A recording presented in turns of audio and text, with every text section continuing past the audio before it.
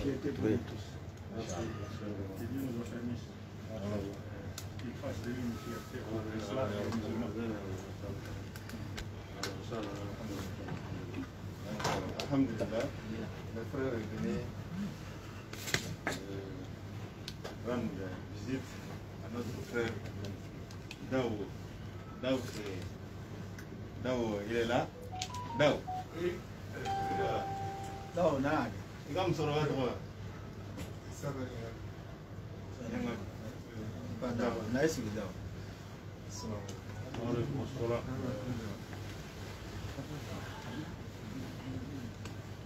Il a le trait de famille que je connais bien. Voilà. C'est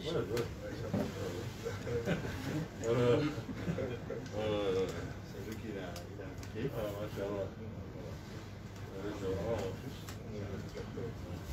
Voilà qu'ils ont souhaité passer ce soir saluer. Machallah. Par rapport à tout ce qui est passé. Faire le droit. Et ça sera la sanitaire pour les musulmans, pour l'islam. Ablaye Touré, Ibrahim Lekaka.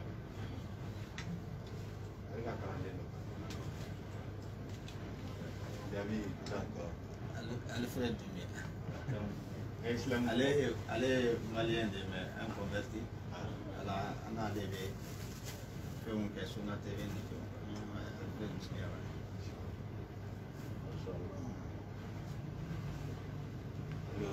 Comme on l'a dit, je suis bien chez nous, bienvenue. Machallah.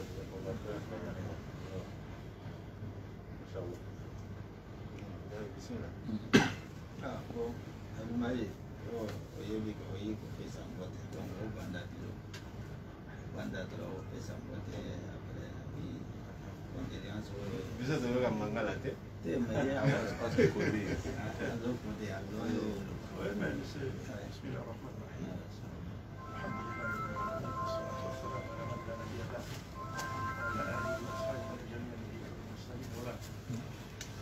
Voilà, ça fait partie de nos devoirs sacrés. Nous avons nos personnalités dans la Oumma. Si nous-mêmes, nous ne sommes pas fiers de ces personnalités-là, qui sont ceux-là qui vont encore honorer ces personnalités, si ça ne commence pas par nous-mêmes. Donc, c'est pourquoi nous sommes venus saluer les chefs, n'est-ce pas, et demander à ce que Dieu la permisse, et que Dieu continue à faire de lui une fierté pour l'islam et les musulmans. En matière de connaissances islamiques, comme nous l'avons toujours dit, nous, en Afrique centrale, on n'a rien à apprendre aux Ouest-Africains en matière de l'islam. Parce que ce sont les Ouest-Africains qui sont nos moustaches. Donc nous, quand nous nous déplaçons vers un pays, Ouest-Afrique, c'est comme si on vient juste faire un rapport, leur montrer les fruits de ce qu'ils ont semé sur nous. Les fruits de ce qu'ils ont semé sur nous. Sinon, en matière de religion, on n'a rien à vous apprendre. Et comme nous sommes arrivés vers la fin de l'année, on va essayer, Inch'Allah aussi, parce que j'ai entendu dans presque toutes les mosquées, on est en train de mettre les musulmans en garde contre les fêtes de fin d'année. Et par rapport à ce sujet, nous, en tant que musulmans de l'Afrique centrale, nous avons un mot à dire là-dessus. Parce que nous avons l'avantage par rapport aux musulmans de la zone ouest africaine. Et cet avantage, nous ne savons pas si c'est une chance ou une malchance. On ne sait pas. Alors cet avantage, c'est lequel? C'est-à-dire que nous sommes une minorité qui vit au sein d'une majorité non musulmane. Alors qu'en Ouest-Afrique, c'est le contraire. Ce sont les musulmans qui sont majorité et les non-musulmans sont minoritaires. Donc nous côtoyons beaucoup ces gens-là. Et donc on va essayer, Inch'Allah, la suite du lever, n'est-ce pas, faire un petit rappel pour rappeler aux musulmans ce que leur Dieu leur avait dit, ce que les prophètes leur avaient dit, et leur montrer qu'il serait inutile s'ils ont marché contre les caricatures, mais par après ils se sont retournés, ils ont viré des 190 degrés pour aller célébrer encore des fêtes qui ont été interdites par le prophète Mohammed. Ça sera trahir le prophète même. Donc, Inch'Allah, nous sommes venus pour voir notre cheikh et les saluer. On a suivi la lutte qu'il a menée de l'eau. Et Et on l'a accompagné avec des doigts. Et nous souhaiterions que tous les musulmans restent unis. Parce que ce qu'il a fait, ce n'est pas pour son intérêt à lui, pour l'intérêt d'une tierce personne. Non, non, c'est pour l'intérêt de toute la communauté. Toute la communauté. C'était juste un devoir sacré. C'était juste un devoir sacré, comme le prophète lui-même l'a enseigné. C'est un devoir sacré. Donc que Dieu a fermé sur notre chair, qu'il lui accorde une longue vie, la solution à sa volonté, et qu'il continue à l'utiliser comme un outil, n'est-ce pas, devant permettre de relever la tête des musulmans et la tête des Maliens, de faire la fierté des musulmans partout en Afrique, et notamment des Maliens ici au Mali. Donc c'est que ça, c'est un devoir sacré. Nous sommes venus accomplir ce devoir en saluant notre chair. C'est un peu ça. Barakallahu fikum. Jazakallah khair. Amir Oredo. Na wa fuli de question na ba.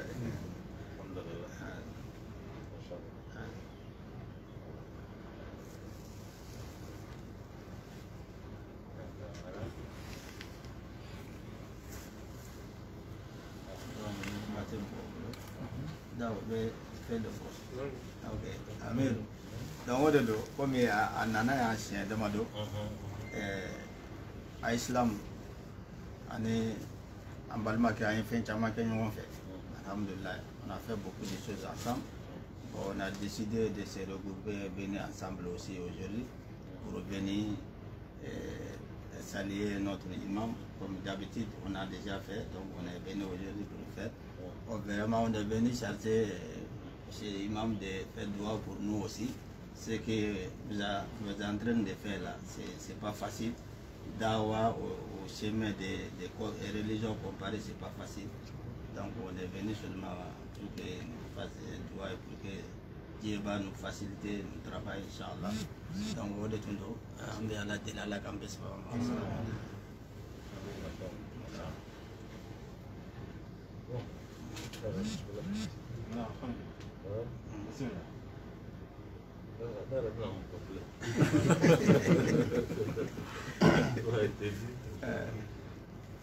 بسم الله الرحمن الرحيم. الحمد لله والصلاة والسلام على رسول الله. السلام عليكم ورحمة الله وبركاته. d'abord souhaiter à nos frères bienvenue à terre musulmans du Mali. Très heureux de les accueillir ici, surtout dans ces moments très difficiles, période que notre pays traverse.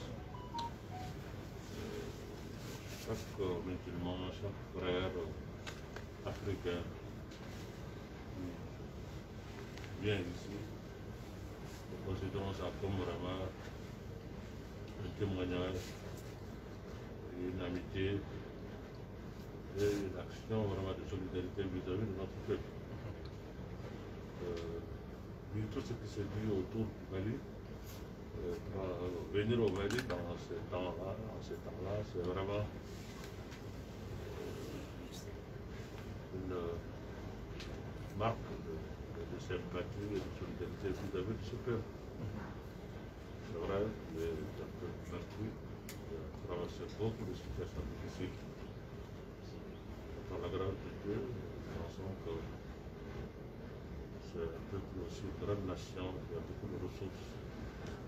On peut être riche, on s'arrive dans le parcours de nation, mais qui va, Inch'Allah, par la grâce de Dieu, se relever debout pour avancer. Vous avez dit effectivement que ici, si vous venez, c'est pour tout simplement venir témoigner. C'est aussi un rappel. Celui sur lequel le Coran est révélé, a souhaité entendre ça par d'autres. Quand il dit veuillez votre carte, il dit il faut réciter ça. Donc, on n'est pas dans une situation où on n'a pas besoin d'écouter, d'être rappelé, d'entendre ça dans d'autres voix. Je crois que c'est aussi quelque chose qui va raffermir tout ce qu'on a. On doit consolider encore les liens l'amitié qui lie la Oumma, qui lie nos peuples africains. Donc vraiment, je suis très heureux vraiment de cette sympathie, de cette disponibilité dont vous avez toujours fait montre. C'est des années que vous venez vous rappeler.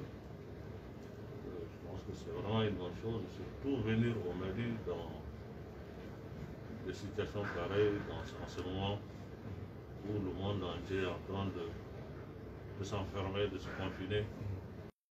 Celui qui prend le courage de venir à vous, c'est vraiment une marque de cette estime pour ce peuple malien. Certainement, il y a des voix plus habilitées à vous dire la mienne. Mais je me permets quand même de le dire au nom de tous les musulmans et de toute la Oumma, de vous remercier pour ce geste combien important. Qu'Allah, tout-puissant encore, nous donne la force pour nous engager dans cette voie, et la voie de propager l'islam, la voie de préserver ce que Dieu a préservé, c'est l'islam. Et puis, qu'on nous donne un rappel, c'est nécessaire, vous avez tout de suite fait allusion aux fêtes de fin d'année, etc., etc. C'est vrai, les fêtes de fin d'année et autres, c'est des choses pour lesquelles on doit nous rappeler, tout en sachant aujourd'hui que le monde fait face à des défis énormes, pour lesquels nous devrons faire en sorte que nous puissions vraiment éviter les détails et rentrer dans l'essentiel. Je l'ai toujours dit, c'est mon point de vue en façon de voir les choses.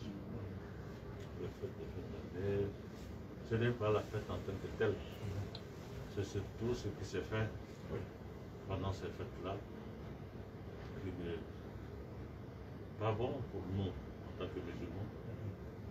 Aller passer toute une nuit à faire des choses que la morale condamne, la religion condamne, l'éthique et le bon sens condamne. Qu'il y ait fait d'année ou pas, c'est des choses qu'il faut combattre. Même pas la fête en tant que telle. Nous savions que c'est des fêtes à l'origine païenne, ensuite c'est transformé en fête religieuse.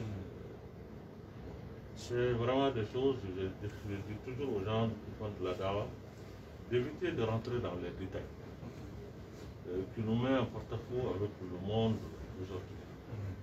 Mais il y a l'essentiel. L'essentiel, c'est de préserver aujourd'hui cette jeunesse qui est en train d'aller vers une déperdition. Au moment où le monde est en train de subir une mutation extraordinaire, où on est à l'aube d'un nouvel ordre mondial, je crois qu'aujourd'hui, la Oumma doit avoir des visions. Cette jeunesse doit avoir vraiment un engagement qui va vers l'essentiel. Aller au travail, aller à l'éducation, aller à l'assaut de la technologie, de la science. Pour aller, c'est cela, il faut encourager et demander à ce que cette jeunesse n'aille pas dans des choses inutiles. Vraiment, des provocations qui font qu'aujourd'hui, qui se font exprès. Les caricatures et autres, c'est des provocations. C'est des pièges dans lesquels l'homme ne doit pas tomber. Nous devrons vraiment nous mettre au-dessus de tout ça. Le prophète, qu'est-ce qu'on ne lui a pas dit de son vivant? Maintenant, vraiment nous mettre dans le détail, dans le truc, essayer de nous distraire. La Oumma doit aller vers des situations encore de tout le temps on nous a distraits. On se bagarre pour des détails, pour des problèmes, pour ceci, pour cela. On est là tout le temps. La Oumma doit avoir une autre vision aujourd'hui. Vraiment, une option autre que se bagarrer tout le temps. Non seulement entre nous, mais entre nous et les autres. Tout le temps se bagarrer, parce qu'on veut en réalité nous distraire. Ça, je tiens à le dire. Et que dans nos prêches, dans notre façon d'engager la jeunesse de la Oumma, il faut surtout les engager à l'essentiel. Aller aujourd'hui vers l'acquisition de la connaissance, parce que le prophète nous a commandé ça. Vous ne pouvez pas être aujourd'hui compétitif, être à l'avant-garde de cette marche mondiale si vous ne maîtrisez pas certains domaines. Nous voulons encourager notre jeunesse à aller vers ça. Et ceux qui sont les vendeurs d'illusions qui sont à travers le monde, je pense qu'avec ça, on va faire, la Oumma va revenir. La Oumma ne revient pas avec la violence, elle ne revient pas avec l'extrémisme, elle vient avec l'esprit, le savoir, la sagesse. Ce que le prophète nous a légué. Nous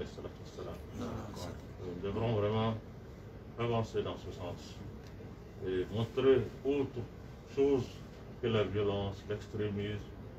Non, notre religion n'est pas une religion de l'extrémisme ni de la violence. C'est une religion d'ouverture, une grâce divine que Dieu a répandue sur le monde. Alors, donc cette grâce divine ne saurait être une menace pour le monde.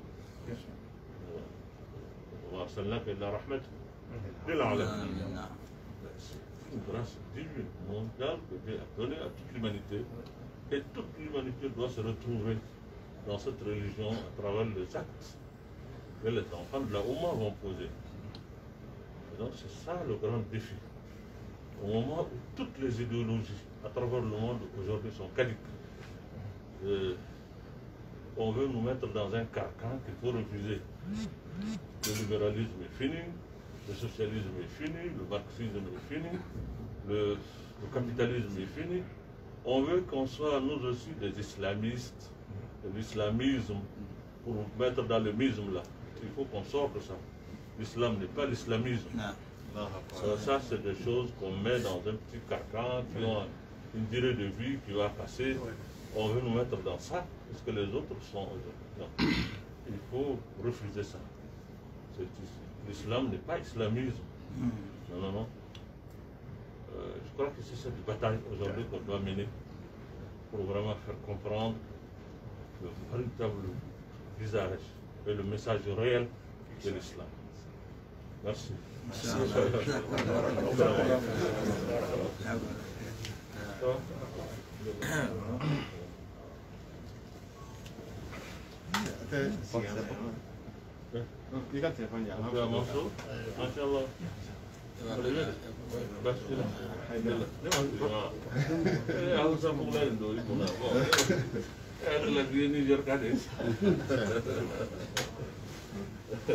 Gandhi. Vous avez parlé peu, vous avez beaucoup dit. Vous avez même par rapport aux caricatures. Moi, personnellement, je me suis dit que si les prophètes lui-même étaient vivants, ils n'auraient rien fait par rapport à ça. Non, ils n'auraient rien fait. Non, parce que c'est ce que l'imam a dit ici. Quel est ce nom qu'on n'a pas dit? Quel est ce nom? Il est arrivé un moment où on a appelé Yamoudamma. Il est moche, il est né. Et puis, on lui dit clairement, c'est vous qu'on appelle Moudamma. Il dit non, mais moi je suis Mohammed. Je ne suis pas Moudamma. Regarde-moi ça. Et vous regardez même les caricatures lorsque le prophète sallallahu alayhi wa sallam a fait la conquête de la Mecque.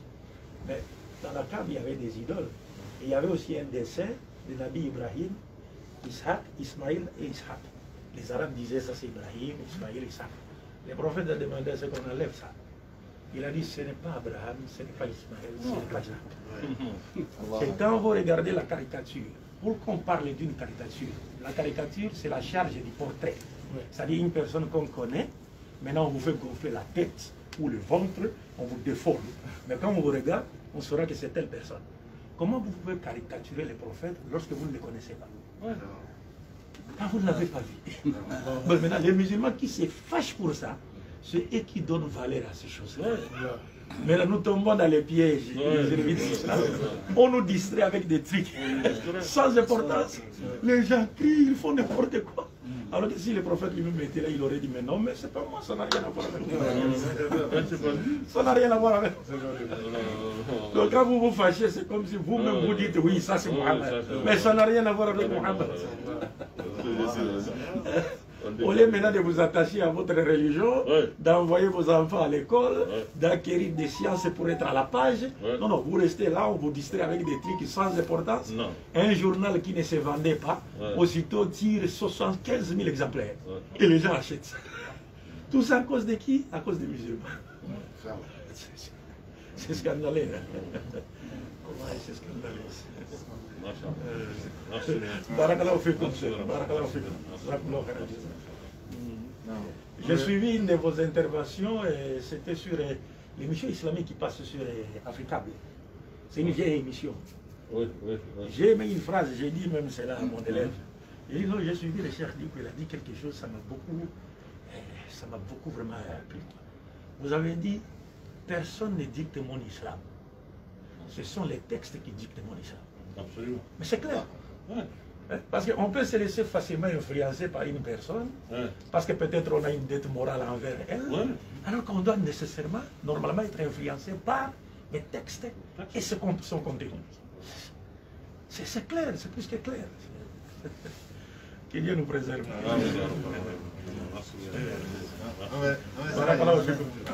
C'est un très bon sujet. Que Dieu soit nous. Que Dieu nous protège, nous protège tout le monde. Amen.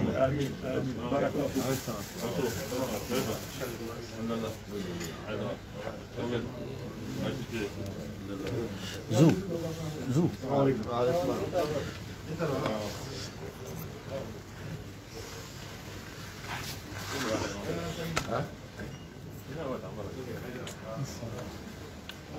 Mohamed, calme. Allez.